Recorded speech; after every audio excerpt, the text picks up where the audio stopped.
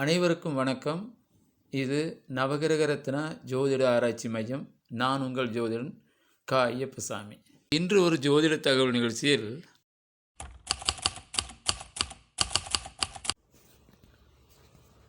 உங்கள் ஜாதகப்படி ஆபத்து கண்டங்கள் எப்பொழுது ஏற்பட வாய்ப்புள்ளது என்பதை பற்றி உங்கள் ஜாதக அடிப்படையிலேயே காண்போம்.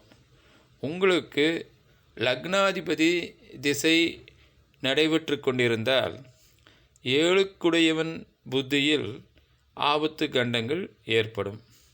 2 திசை நடைபெற்று கொண்டிருந்தால் 12 புத்தியில் ஆபத்து கண்டம் ஏற்படும். 3 திசை நடைபெற்றால் 11 புத்தியில் ஆபத்து கண்டங்கள் ஏற்படும். 4 திசை நடைபெற்று கொண்டிருந்தால் 10 புத்தியில் ஆபத்து கண்டங்கள் ஏற்படும்.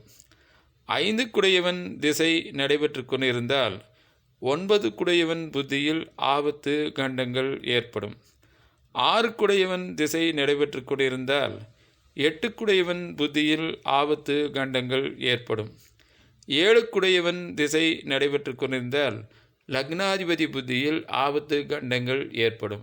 ஆகவே உங்கள் ஜாதகத்தில் என்ன திசை நடக்கிறது, அது லக்னத்துக்கு எத்தனை குடியவன் திசையாக வருகிறது என்பதை கண்டு அந்த புத்திகளில் நீங்கள் தகுந்த பரிகார முறைகளை கையாண்டு வாழ்க்கையில் ஆபத்து கண்டங்களிலிருந்து தப்பித்து கொள்ளுமாறு கேட்டுக்கொள்கிறேன். நன்றி, வணக்கம்.